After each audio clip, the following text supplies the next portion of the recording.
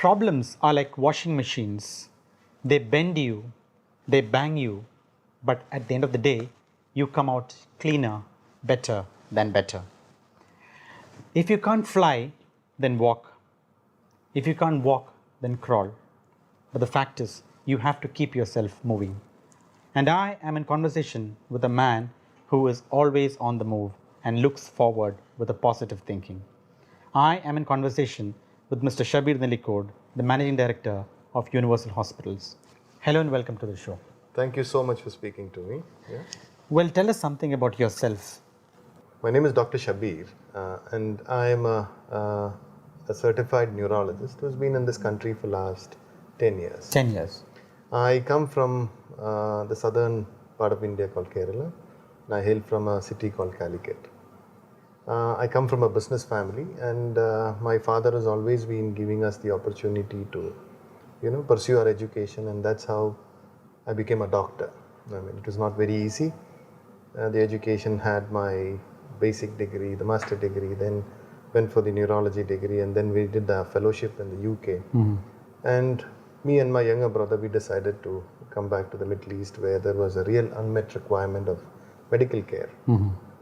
So we came in, and at that point of time, everything in Abu Dhabi was, the healthcare providers in Abu Dhabi were very few. We had very good Indian operators who were running the hospitals, but still the requirements were very, very unmet. We started a small clinic in Abu Dhabi, and it started doing well. I mean, people started accepting us, and they were always on the verge of saying that you need to expand because our services were much appreciated. And that was the momentum that gave us the drive to start hospitals. Now, Universal Hospital is a new venture. It's been spearheaded by me. We officially inaugurated the hospital on the December the 2nd because we wanted to thank the family here for supporting us of all these years. And I mean, there is a lot of zeal and enthusiasm that they give us to develop more and bring in more specialities here. When I came into this country, say about 10 years ago, 90% of the population, they had to go outside for expert management and expert treatment. I don't want to say it is solely because of us, but there are very good providers coming into this country, which enables the people to have, very, very skilled people to come and work in this country and give medical advice. Absolutely. So we've been very fortunate. We've been here at the right time. We had the insurance sector helping the patients to come to us. So we've been able to give some very expert medical treatment in the country, and we are expanding. Well, tell us something about the different portfolios of Universal Hospital. Why Universal Hospital? What are the specialities of Universal Hospital? The quality of people you have, the equipments, the so-called why Universal Hospitals? Well, I think as you know that, like healthcare is ever evolving. I mean, if you look at Universal Hospital, the experience that we had over the past few years in this country, this is a country with a lot of people coming from different parts of the world. And they are quite learned. I mean, if you look at the Indian community to the other Asian community to the Arab community, they have traveled all over the world, and they are here in this part of the world just because of the infrastructure and the developments that is happening here. So what we thought was, instead of setting up a very basic hospital in this country, we wanted to do super specialty treatment here. If you look at Universal Hospital, what we have done is we do more of super specialty work than the basic specialty work. Basic specialty work is always required. Okay. You can't just run only super specialty services. We are the only hospital. We started our cardiac surgery services in January. We already finished 19 open heart surgeries. Oh. So what we're doing is we're getting the best of talents from the Arab world as well as the non-Arab world. From the Indian subcontinent, we have few, and most of the thing is that we have full-time people here. Okay. The difference in us is that we don't believe in only visiting consultants coming to us, because there are certain procedures which are done bespoke. I mean, you need to do it on an emergency basis. So we can't have visiting people to do these sort of services. We've been well appreciated by the municipality of Abu Dhabi, the major oil and gas companies, in rendering these critical care services. For example, now we've been given the Tetra services. The Tetra is basically a phone that is handled by the police department. Okay. So in the vicinity, all the emergencies that is happening, the police ambulance is bringing it to us. So Okay. we consider that as an achievement for the infrastructure that have built to the country. Because if you look at the medical development in Abu Dhabi, what's happening is that there is no more government hospital. Even the government hospitals are managed by very skilled people from different parts of the world. The American companies like Cleveland, the John Hopkins, the Mayo Clinic, they're all in here rendering services. So Okay.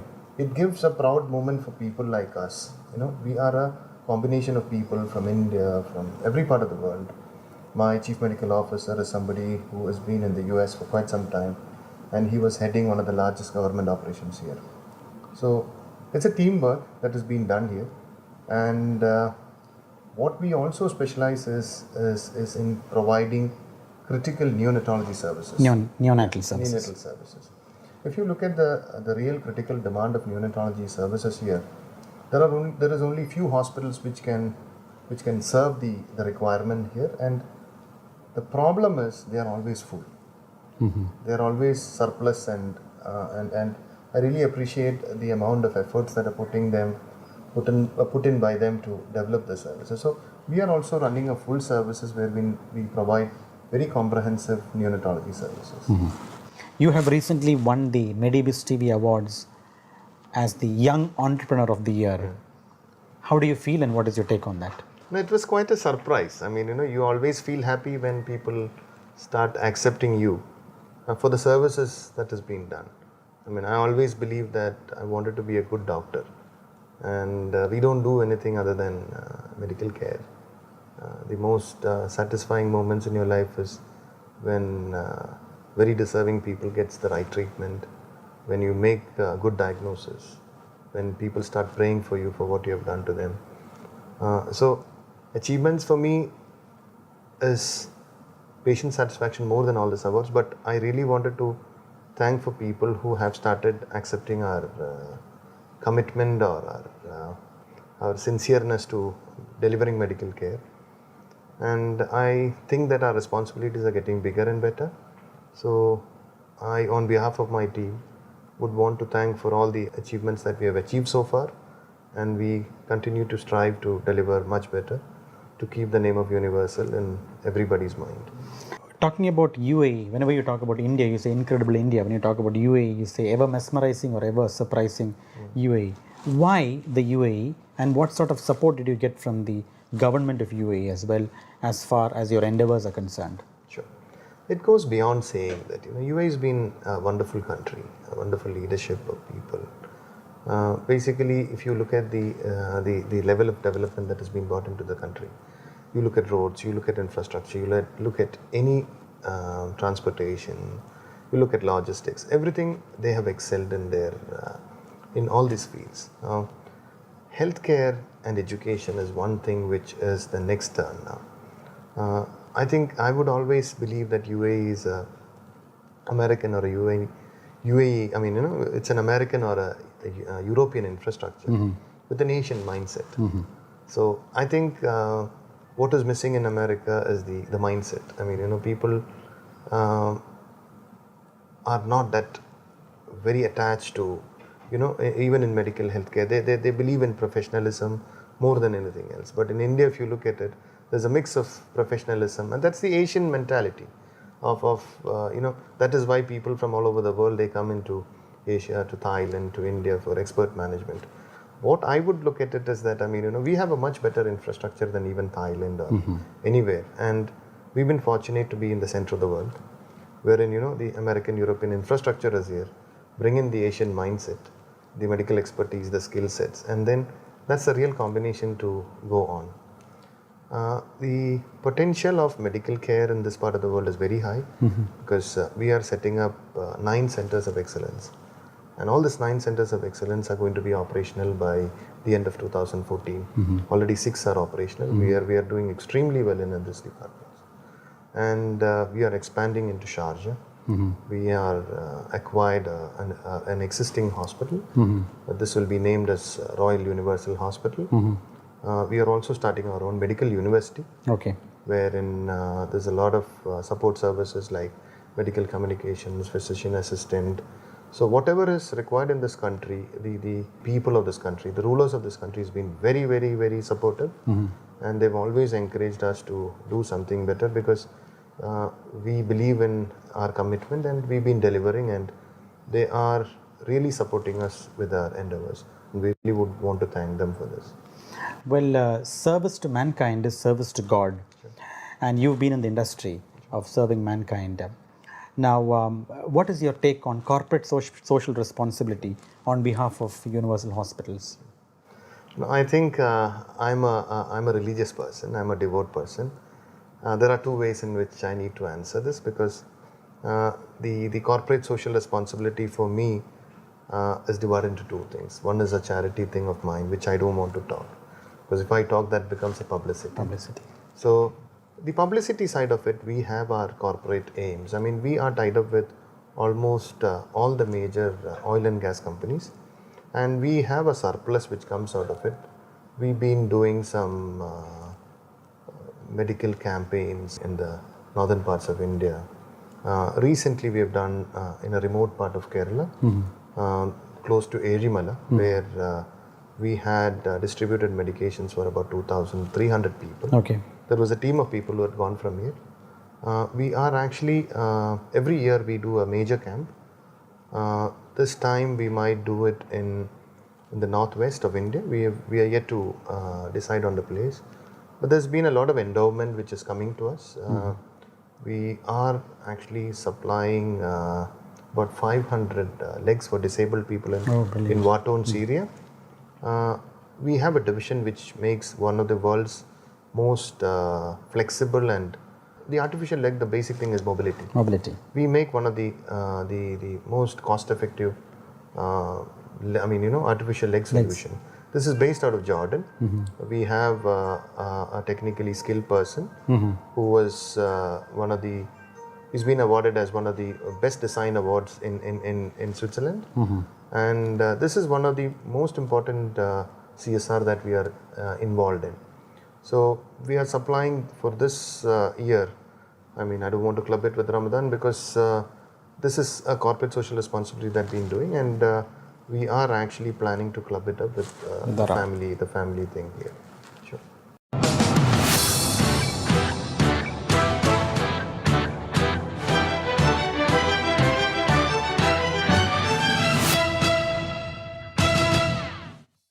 Well, here you're dealing with human beings, and it's not a joke to deal with human beings, like as if you're dealing with products.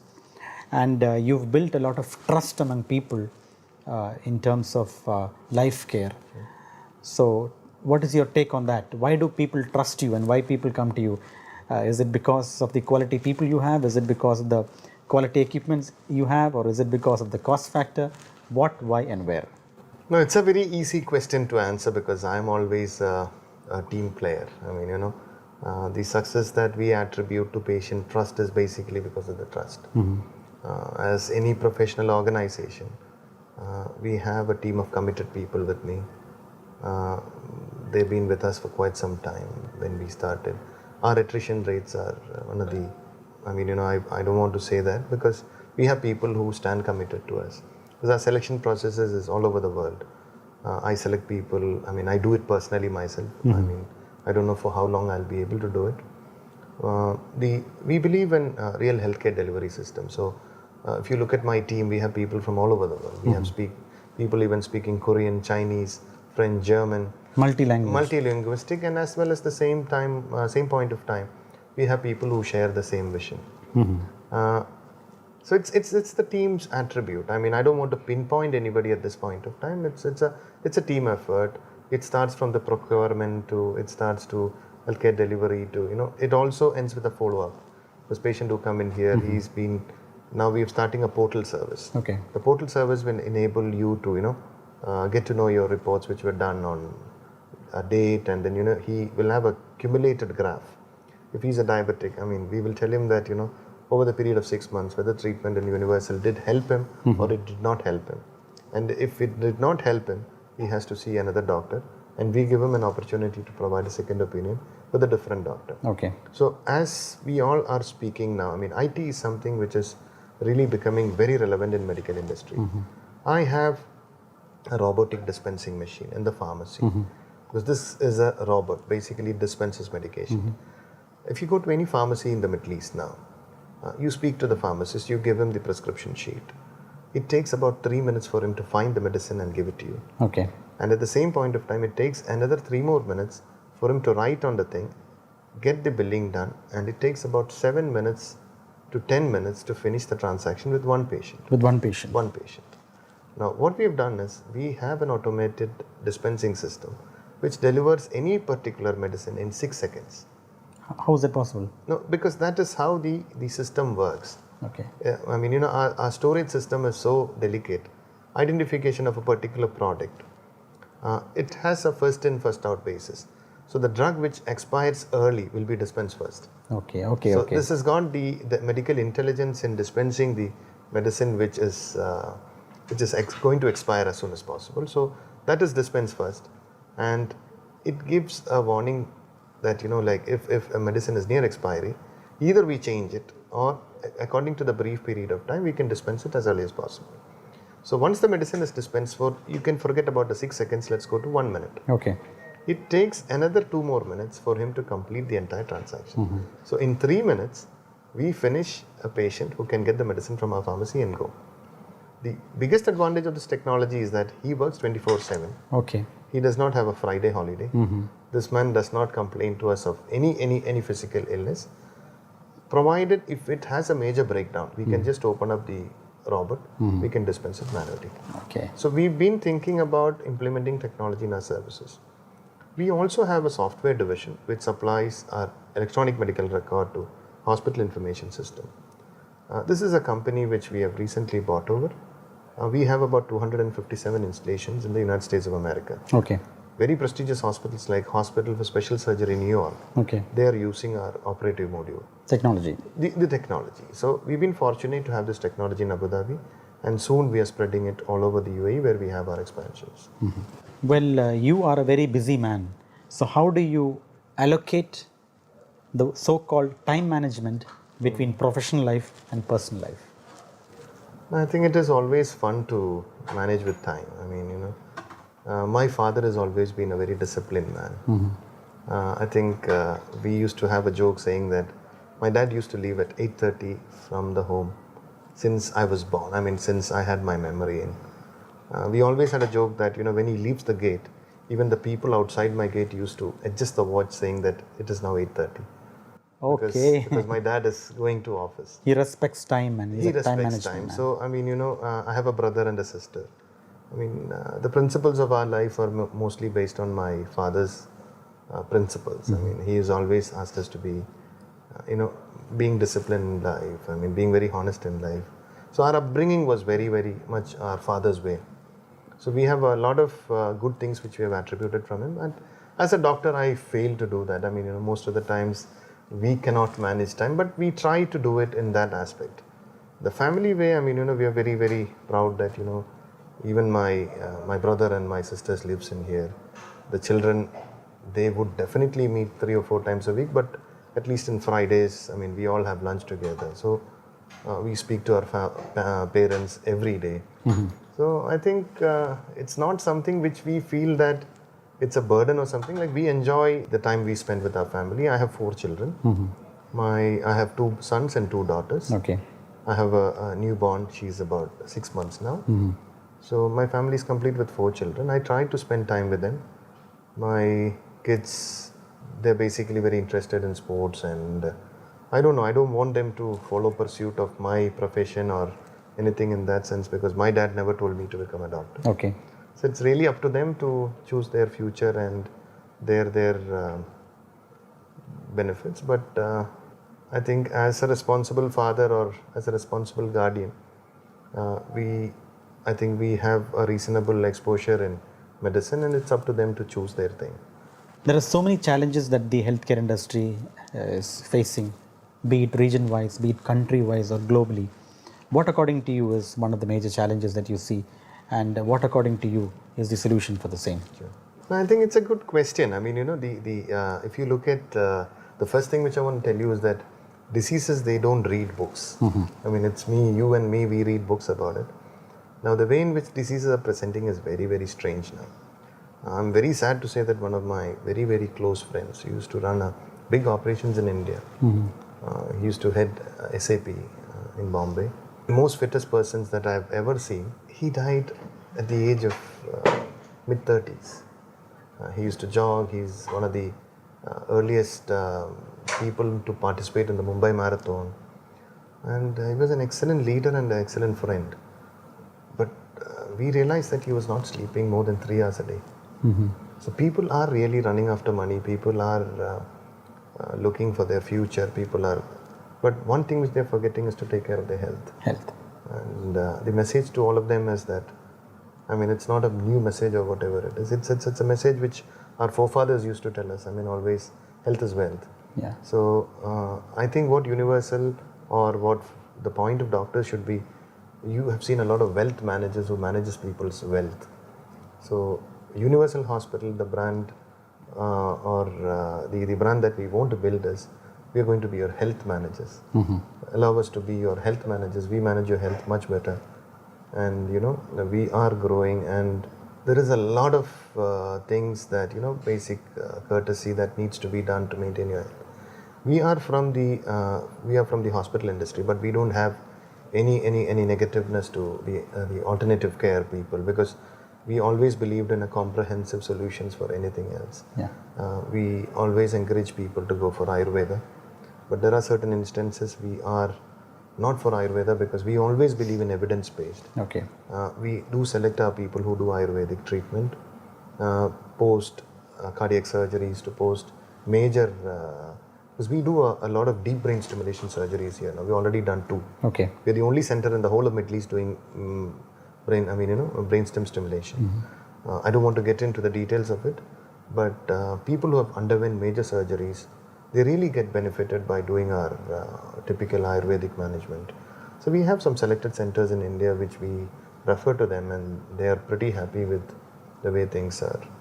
I always have a debate with people who take Ayurveda has always been something which used to be fresh, because the medicines are made and the medicines are dispensed there and then. But when it comes to the mode where they had tried to copy allopathic medicines, there are a lot of health damages that had happened with that. So this is one major message that I wanted to give. I mean, including our medications, people need to be very careful.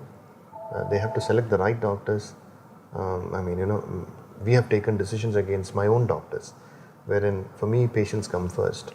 That's the message that I need to give it to my team and to doctors all over. I mean, patients are very precious people. I mean, these are the future of our country, and we are just doing a small job in getting their health better, to build up our nations, to build up the world. We are so fortunate that I came from a small city in Kerala, and we are getting into a lot of expansion. We are now opening up in Kuwait. We are opening up in a place called Banias. The infrastructure in Banias is going to be getting one of the best healthcare designs of this country, because the family, the royal family here, they were very, very happy that we are starting in Banias. So that about 70% of the Emiratis in Abu Dhabi live in Banias. Okay. So they had an opportunity to have Universal in there. So the message to the youth is, health is wealth. Always do select the right doctors. I'm not trying to promote myself. Have your proper health checkups. Have a healthy diet. Stick on to time. Spend time with the family. And that's the way to go. Thank you very much for your time, and look forward to associate in the future. Thank you very much, and see you soon. Thank you.